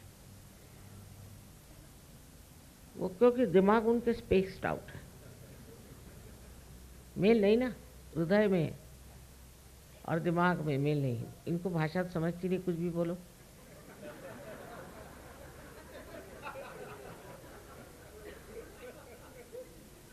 अब जब हृदय और दिमाग एक होगा तब लोग समझेंगे ये चीज़ क्या है, कि जिसे अंग्रेजी में एक्सूबरेंस कहते हैं। मारे खुशी के जो आनंद समाया ये रंग बन के जब फैल जाता है, ये अपने ही देश में होली हो सकती है और किसी देश में। रंगों के जो हमारे यहाँ खेल होता है, रंगों के साथ जो हमारे यहाँ साड़ियाँ बनती हैं, कपड़े बनते हैं, लहंगे बनते हैं, ये सब उनके देश में कहाँ। वहाँ तो ग्रे कपड़े पहन के चलो, अब ग्रे से बढ़ गए तो काले, ऐसे भूत के जैसी शक्लें, और ऊपर से काले कपड़े पहन के घूमते। एक से उतरे तो दूसरे, उनकी कोई हिम्मत है ऐसी एक भी साड़ी बना के दिखा दें तो हम फिर से अंग्रेजों को मान लेंगे। एक रंग बिरंगे हर तरह के, औरतों के ड्रेस होते हैं इस राजस्थान में, तो क्या कहें ना, सुंदर शारदा देवी ने यहाँ इन लोगों को बसाया। बस एक बात जरूर कहेंगे कि यहाँ सफाई का ख्याल करो। औरतें बहुत साफ हैं, घर वगैरह साफ रखती हैं, पर बाहर बहुत गंदगी है। आदमी लोगों को कोई मतलब ही नहीं है हमारे यहाँ बाहर से, सब कूड़ा बाहर बिकता है। और प्रदेश में बाहर साफ है क्योंकि आदमी लोग खुद साफ करते हैं। यहाँ आदमी लोग हाथ में झाड़ू लेके साफ करेंगे, अरे बाप रे, उनके तो सर का ताज उतर जाएगा।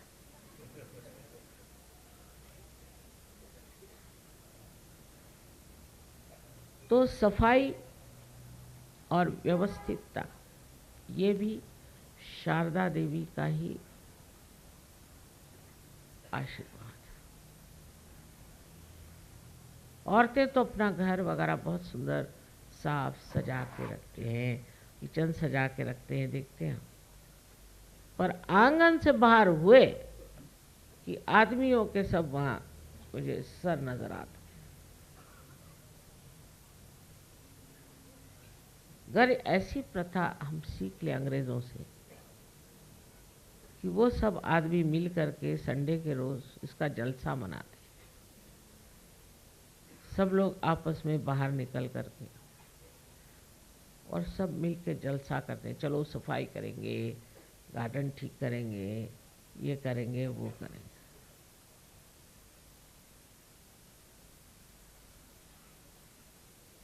पर हमारे यहाँ नौकर चाकर, तो हम क्यों करें, नौकरों से करवा। ये गंदगी जो है ये शारदा देवी को पास में नहीं आने दे, वो हटी रहेगी। बहुत ज़रूरी है कि सफाई करनी चाहिए और सफाई भी सुचारू रूप से आर्टिस्टिक होनी चाहिए। यहाँ तो बहुत ही कला का प्रादुर्भाव, अब ये कोई सोच भी नहीं सकता, ऐसी चीज़ और कहीं बन ही नहीं सकती जो आपने बना के रखी है, असंभव।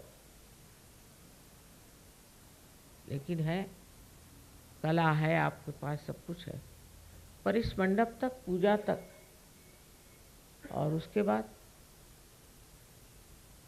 तो सीमा में आप बांध नहीं सकते। शारदा देवी को वो असीम, और उनकी कृपा असीम तक चलती। आप कहें कि बस हम तो शारदा देवी की पुजारी हैं, हमारे घर तक, तो ऐसी बात है। वैसे बहुत ही कलापूर्ण यहाँ के घर, बहुत सुंदर। इतने सुंदर घर आपको मेरे ख्याल से हिंदुस्तान में कहीं नहीं मिलेंगे। उसका कारण है कि यहाँ के पृथ्वी से ये बढ़िया पत्थर निकले, बढ़िया एक से एक, और उसको आपने इस्तेमाल किया। और पत्थर हैं, इसके अलावा और भी यहाँ बड़ी कलात्मक चीज़ें, इतनी कलात्मक चीज़ें इस धरती ने आपको दी, ये भी शारदा जी की कृपा से कि आपके अंदर ये शक्ति आई कि इन पत्थरों को आप तराशें और उसका कुछ उपयोग करें।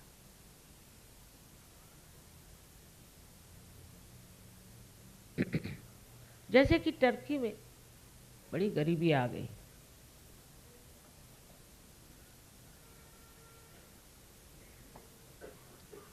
और बड़े कलात्मक लोग, कुछ मेरी अक्ल में नहीं आया कि इतने कलात्मक लोग हैं और इनमें इतनी गरीबी क्यों आ गई, आखिर क्या बात।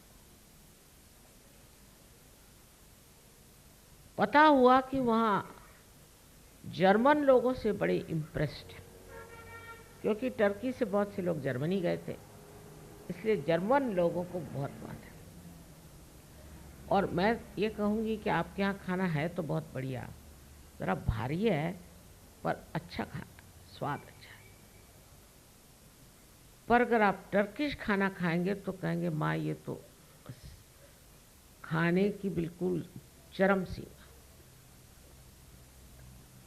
और एक साथ एक होटल में हम गए थे, 5,000 आदमी खाना खाता, और गरम गरम ऐसी फूली हुई रोटी, और कुछ पूछे। मुझे ऐसे ज़रा खाने की इतनी अकल नहीं है, मतलब मेरा वर्णन करना कोई विशेष न होगा, पर अगर कोई टर्की जाके वहाँ खाना खाए तो कहेगा कि वाह वाह, क्या ऐसे तो हमने कभी खाना खाए। बहरहाल जो भी हो, इतना अच्छा वहाँ खाना मिलता है कि परदेश से लोग आकर के खाना खाएं। पर आपको हैरानी होगी कि ये टर्किश लोग जर्मनी से खाना मंगा खाते, और कपड़े सिलते हैं वहाँ, जर्मन भेजते हैं कपड़े, वो सिले जाते हैं टर्की में, फिर वापस जाते हैं जर्मनी, और फिर वहाँ से इंपोर्ट होते हैं।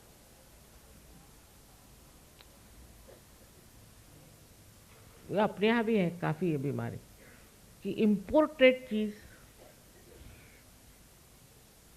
ये हमने इम्पोर्टेड लाए, इम्पोर्ट करने सा जैसा इस देश में कुछ भी नहीं है, एकदम रद्दी लोग। क्या बनाते हैं वहाँ? अच्छा, घड़ी बनाए, ये तो गुलामी की चीज है, बेकार। अपने देश में जो चीजें बनती हैं उसका क्या कहने। उनके यहाँ जो पॉटरी बनती है टर्की में, आपको दुनिया में ऐसी पॉटरी मिले, चाइना से भी बेटर।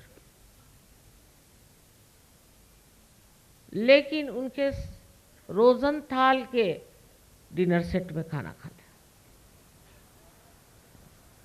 तो आप गरीब नहीं होंगे तो क्या होंगे?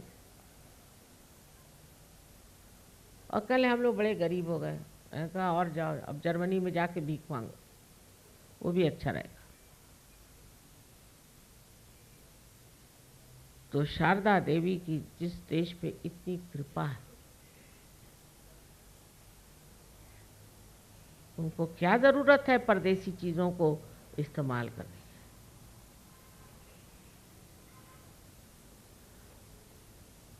उनके ना संस्कृति में कुछ है, नहीं उनके कपड़ों में कुछ है,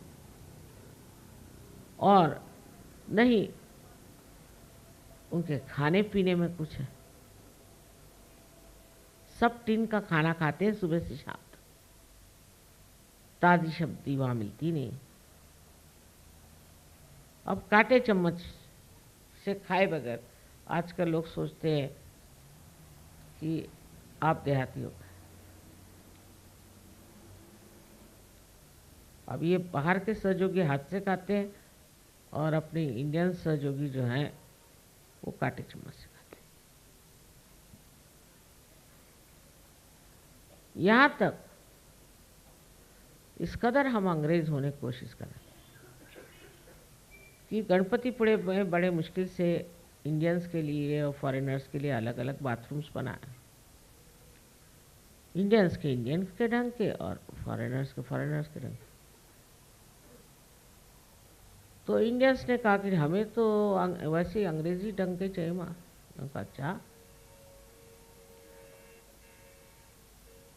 अंग्रेजी ढंग के आपको चाहिए? और फॉरेनर्स बहुत खुश हुए कि हिंदुस्तानी ढंग के हमको लगे, वेरी क्लीन, मतलब वेरी क्लीन, वो बहुत खुश। लेकिन हिंदुस्तानियों को तो अटैच्ड चाहिए। पहले जाते थे जंगलों में और अब अटैच्ड।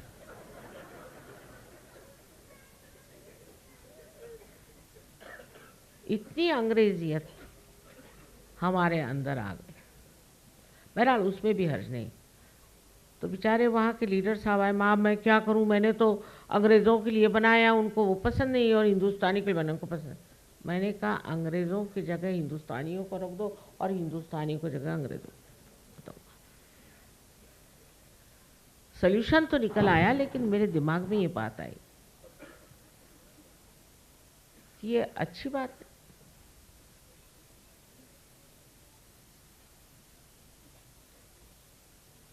जो जंगलों में जाते थे वो बड़े अच्छे थे।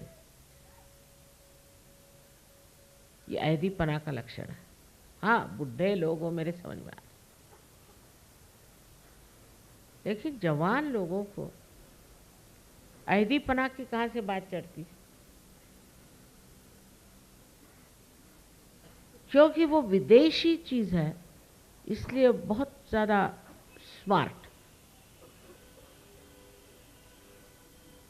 कम से कम औरतों में थोड़ी अकल आ गई। पहले मैं नायलॉन की साड़ियाँ हमारे घर वालों के लिए लाती थी तो बहुत खुश होती थी। उन्होंने कहा, माँ हम तो अपनी हाथ की साड़ियाँ पहने, या आप मतलब हमें नहीं पसंद। अब वहाँ कोई सिल्क की साड़ियाँ मिलती, वहाँ तो नायलॉन की मिलती। अगर वहाँ से साड़ियाँ लानी तो नायलॉन की लाई, बतलाओ साड़ियाँ हमको नहीं चाहिए, वो मेरे घर वाले। लेकिन बाकी लोगों में ऐसा नहीं।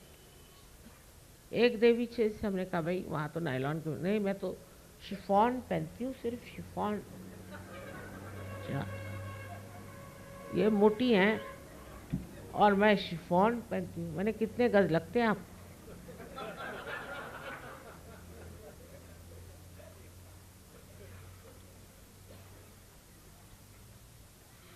और इस कदर हम लोगों में जो पहले की औरत की शालीनता थी, वो पैसा को बचाती थी, रोकती थी। और आज औरतों का हाल ये है कि वो आदमियों से भी ज्यादा खर्च करती हैं।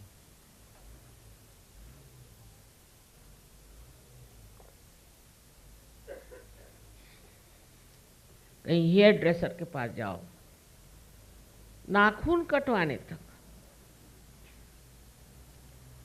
पता नहीं क्या क्या। अमेरिका में एक आर्टिकल निकला था बहुत अच्छा कि आजकल इसलिए डिवोर्स हो रहे हैं क्योंकि हेयर ड्रेसर आ गए। कुछ मुझे संबंध समझ में नहीं आया। पहले ऐसे आदमी किसी एक औरत पर अगर फिदा हो जाए तो वो उनके हेयर ड्रेस पे होते। अब दूसरे दिन उनका हेयर ड्रेस बदल गया तो इसका भी मन हट गया। अब रोज ही आप अगर हेयर ड्रेस बदलते फिरिए तो उतने वो आप पति करिए, उतने आप पत्नियां करिए, तो कोई आश्चर्य की बात है।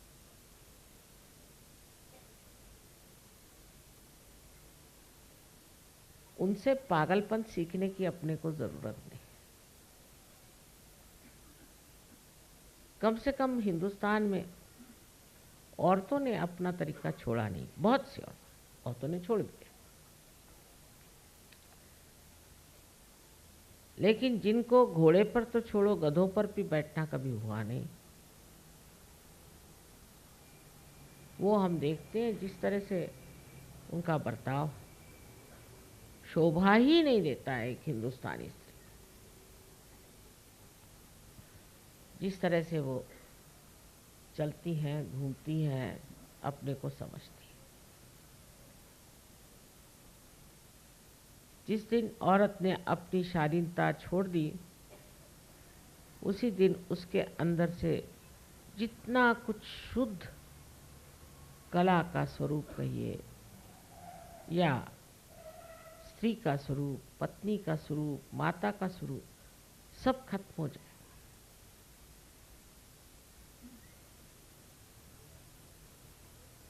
ये शारदा देवी की कृपा में रहने वाले सब लोगों को पता होना चाहिए। एक कहावत है, art is in hiding the art.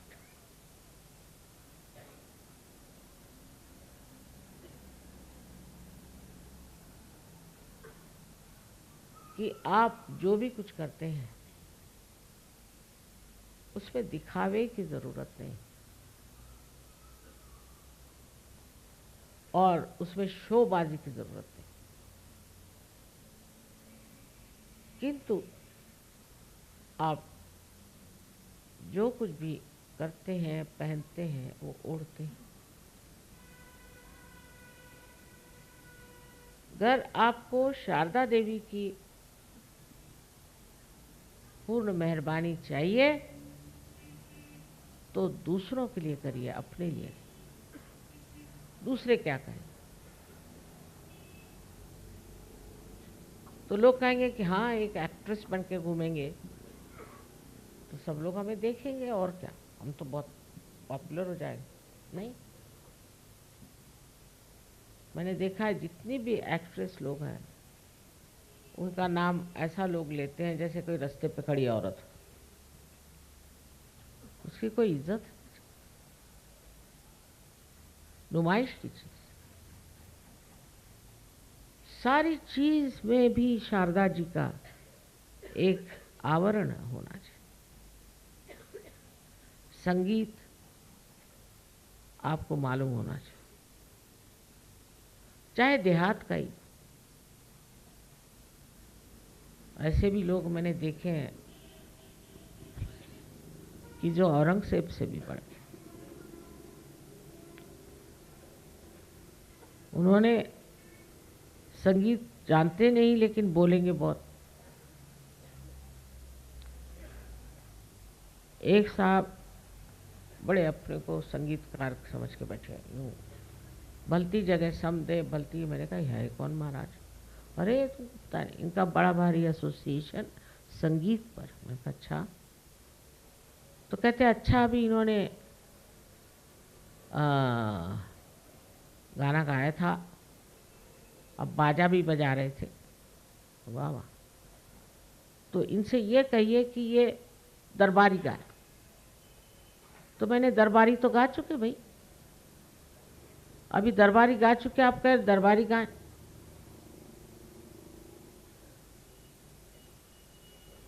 तो फिर कानड़ा गाएं, दरबारी कानड़ा एक रात। मैंने कहा नमस्कार। हर प्रोग्राम में हाजिर, हर जगह अध्यक्ष। म्यूजिशियन से पहले उनको ही हार पहनाए जाते थे। मैंने कहा ये बहरा है कि क्या है? ये दरबारी गा गए जी को दरबारी गा। अच्छा फिर आप इस आए क्यों दौर में?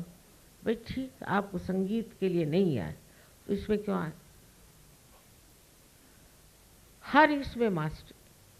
एक देवी जी थी, वो तो पता नहीं क्या थी अपनी गवर्नमेंट में, और उनके बाल पक गए, पर वो कला वाला कुछ नहीं जानती थी, कला की सूक्ष्मता कुछ नहीं जानती, और बड़ा नाम साहब, बड़ा नाम। तो अगर आपको शारदा देवी के शरण में रहना है तो अपने गांव में, अपने देश में जो कुछ होता है और जो कुछ आज तक उन्होंने बनाया है लोगों ने, कलाकारों को, उनकी इज्जत करें। अजंता नहीं देखी पर स्विट्जरलैंड जरूर जाएंगे। अजंता जैसी चीज स्विट्जरलैंड के नाना के बाबा के दादा कोई नहीं बना सकते। स्विट्जरलैंड में देखने का क्या, पत्थर। हम तो स्विट्जरलैंड गए थे, अजंता नहीं देखे, आबू नहीं देखे। जो अपने देश के बारे में जानेगा ही नहीं, वो इस देश को प्यार कैसे करे? और जब कला चारों तरफ से इस देश में बह रही, चारों तरफ से बह रही, सो कला की तरफ रुचि रखना और अपनी देश की कला को पहले अपनाना चाहिए। नहीं तो वाकई में बेवकूफ़ी की भी हद होती है। एक साहब ने मुझे स्पेशल बुलाया, बहुत दिन पहले की बात है, 20 साल हो गए, अमेरिका से आए। आप माता जी जरूर आइए, उनकी बहन हमारे सहयोग में। आप एयरपोर्ट से जाने से पहले मैं आपको एक चीज़ दिखाना चाहता हूँ। आप अमेरिका से लाए। मैंने कहा पता नहीं क्या लाए। मैं वहाँ गई तो देखती क्या, वो एक पंप लेके आया और एक बलून में भरने लग गए। ये क्या दिखा रहा है? उसका सोफा बन गया। चले देखिए,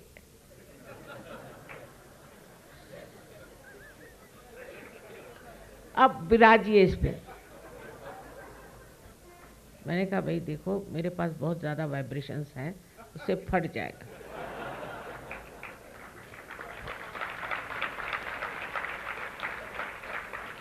मेरे लिए कोई तखत तखत बिछा दो तो उस पर मैं बैठ जाऊंगी भैया, मेरे बस का नहीं तो मैं ज़मीन पे बैठती हूँ। मैं अपनी देसी हिंदुस्तानी मोटी औरत हूँ, मेरे बस का।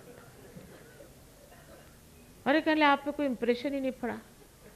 मैंने कहा इम्प्रेशन अभी पड़ा है, पर जब इस पे से मैं गिरूंगी तो डिप्रेशन हो जाए ना।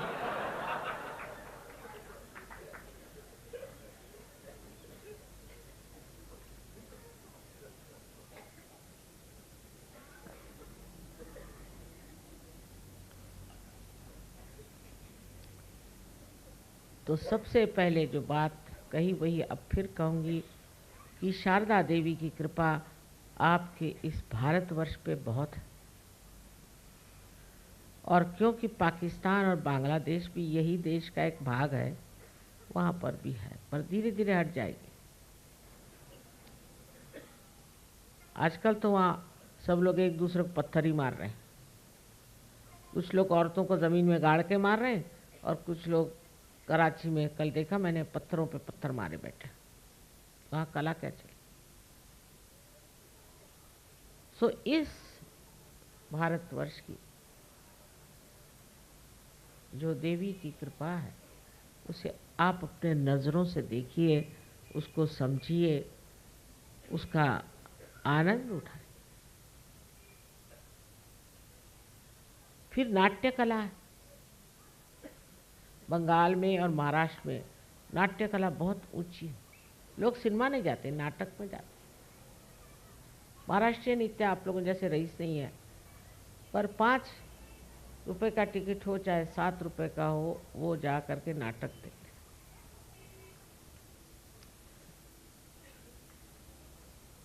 जिसमें नाट्य कला हो। पहले सिनेमा बहुत अच्छे होते थे, लेकिन अब सिनेमा तो गड़बड़ा गए, अब नाटक भी गड़बड़ा जाए और न जाने क्या क्या चीज़ें हो जाए। कुछ कुछ ऐसी अजीब अजीब चीज़ें देखने में आई हैं कि लगता है कि शारदा देवी यहाँ से भाग खड़ी हो जाए। उनका मान तो छोड़ा, उनका बिल्कुल अपमान लोग करते हैं। इतनी विचित्र चीज़ें मैंने स्टेज पर इंडिया में देखी कि मुझे आश्चर्य लगता है कि अभी तक चल कैसे रहे।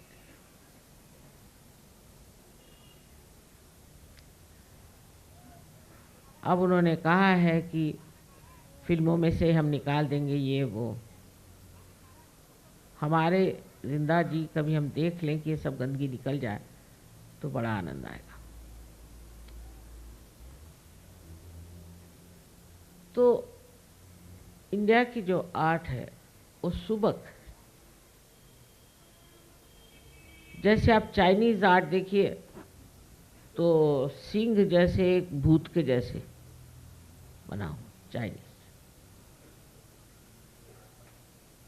और इजिप्ट के आर्ट देखिए तो सब डेड, उनके ममीज बनाएंगे, कहीं कुछ बनाएंगे, आदमी ऐसे बनाएंगे कि जैसे कोई लाश खड़ी कर दी। पहले इंग्लैंड अमेरिका में भी मैं कहती कला ठीक थी जब तक रियलिस्टिक बनाते रहे, फिर इम्प्रेशनिस्टिक बनाए तब तक भी ठीक थी, पर अब जो वहाँ मॉडर्न कला बन गई है ये आपके मेरे और किसी भी इंसान के बस की नहीं। ऐसी विकृति आ गई है कि लगता है शारदा देवी वाकई भाग गई है इन दोषों से। और जितनी गंदी और जितनी उल्टी सीधी और जितनी अधर्मी पिक्चर बनेगी उतना ही उसका दाम लगेगा, सिनेमा में भी।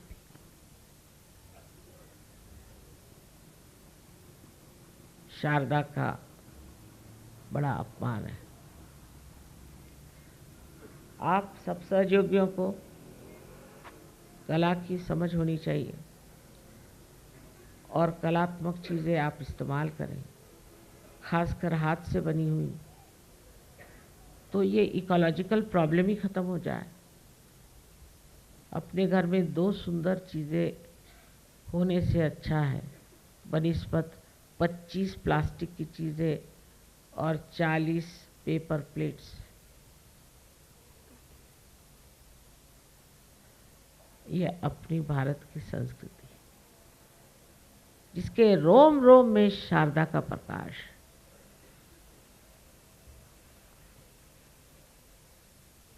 औरतों ने इसे बचाए रखा है, अब आदमियों की भी चाहिए कि समझें।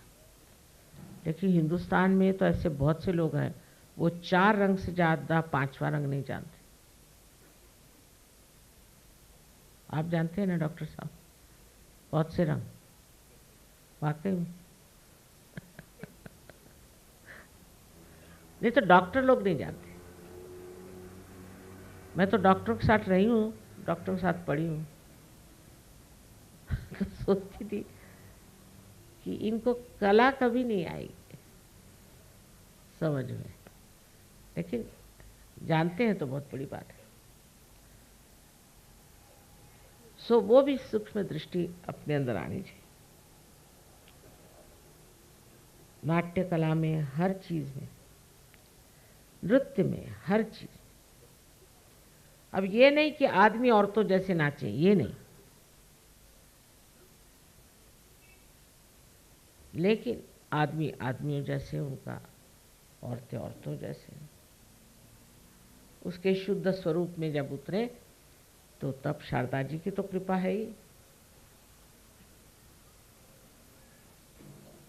संगीत में, नृत्य में, हर जगह हमने बहुत बार देखा है कि लोग जब हमारे सामने बजाते हैं तो बड़े जल्दी उनका नाम बढ़ जाता है, बहुत नाम होता है, बहुत अच्छा बजाने लगता है। शारदा जी की कृपा हो गई उनके ऊपर। लेकिन आपको सुन के आश्चर्य होगा कि हमारे देश का जो संगीत और नृत्य है, ऐसा कहीं भी दुनिया में नहीं है, कहीं भी।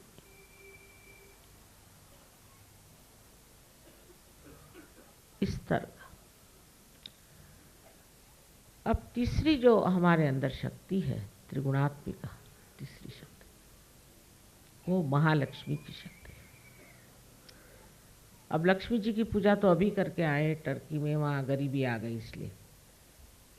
पर जब तक वो जर्मनी से सामान मंगाना बंद नहीं करेंगे तब तक उनकी गरीबी नहीं जाने वाले। कहले हमको उसी का अब टेस्ट हो गया। मैंने कहा वाह भाई, अब भूखे मरोगे तो क्या होगा। तो वहाँ मैंने सोचा लक्ष्मी जी की पूजा हो जाए, तो वहाँ हो गए, दिवाली वहीं हुई। अब महालक्ष्मी की जो पूजा है, ये सिर्फ साधकों के लिए। जब लक्ष्मी जी का पूरी तरह से उपभोग ले लिया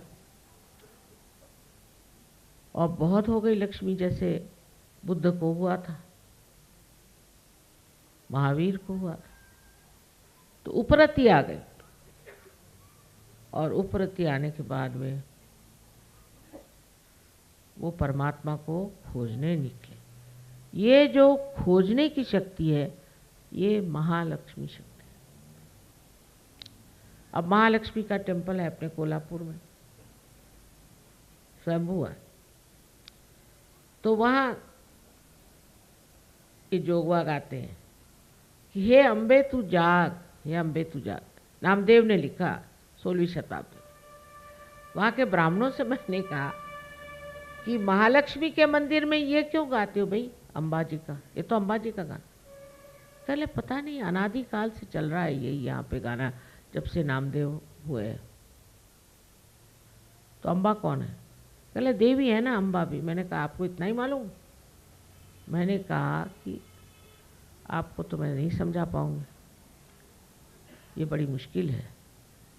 फिर महालक्ष्मी के मंदिर में ही अम्बा जागती, वो कैसे? मध्य मार्ग जो अपना है वो है महालक्ष्मी का। उस मार्ग में आपकी सारी खोज लेफ्ट की, राइट की, बुद्धि की सब खत्म हो जाती।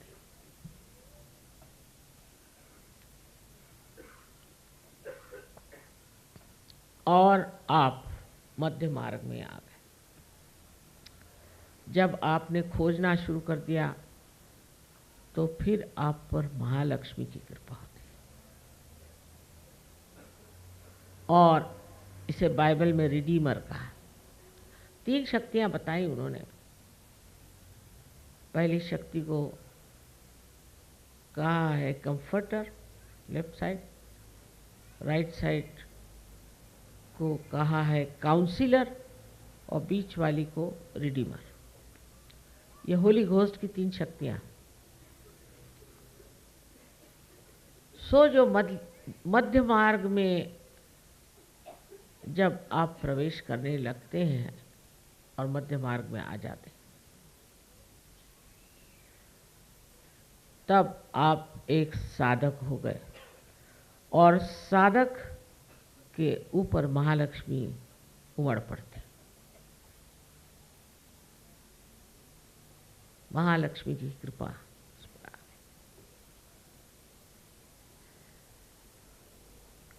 महालक्ष्मी की शक्ति में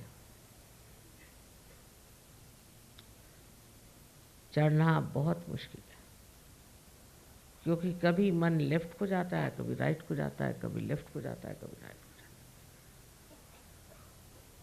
है। एकमात्र कुंडलिनी के जागरण से ही मध्य मार्ग आप नाप सकते। पहले तो वो एक सोपान ब्रिज बनाते वाइट पर, और उससे गुजर करके ये कुंडलिनी शक्ति मध्य मार्ग से ब्रह्मरंध्र को छेदती हुई ब्रह्मांड में एकाकारिता प्राप्त करती है। और जब ये घटना हो जाती है, उसके बाद त्रिगुणात्मिका मिलकर के आपकी मदद करती है। आज्ञा चक्र को छेद कर जब आप सहस्त्रार में आते हैं तो यहाँ आदिशक्ति का स्वरूप महामाया स्वरूप है। सहस्त्रारे महामाया, सहस्त्रारे महामाया। जब सहस्त्रार को तोड़ने का काम है तो वह महामाया स्वरूप, और वो स्वरूप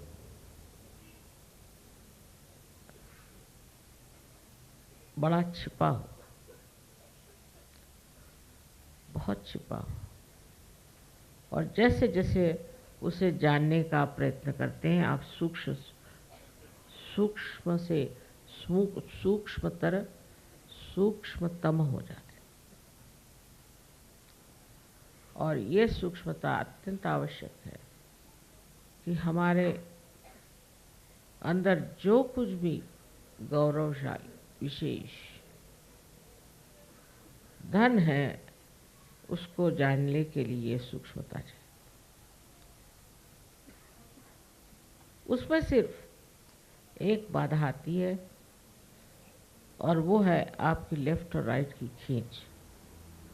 इसलिए हमसे हमेशा कहते हैं कि अपने को आप प्रत्यक्ष कराकर, इसको इंट्रोस्पेक्शन कहते हैं, दूसरों को नहीं, अपने को। धीरे धीरे ये होने से आप सहज में स्थित हो जाते। आप चक्रों के बारे में जानते हैं, आप महाकाली शक्ति के बारे में आज मैंने बता दिया, और महासरस्वती के बारे में और महालक्ष्मी के बारे में मैंने बहुत बार बताया। ये सब बताना रह जाता है जब तक साधक उस स्थिति को प्राप्त नहीं होता, उसे चैन नहीं। लेकिन स्थिति को प्राप्त होने पर भी उसको इस्तेमाल करके देखना, नहीं तो ये विश्वास पक्का नहीं बनता और निर्विकल्प में उतरना मुश्किल हो जाता है। आज का लेक्चर कुछ ज़्यादा हो गया, क्योंकि विषय ही ऐसा कुछ था। ये तो तीनों शक्तियों का वर्णन किया है, लेकिन इनसे परे आदि शक्ति, और उनका वर्णन करना कोई आसान नहीं। वे बड़ी विचित्र चीज है।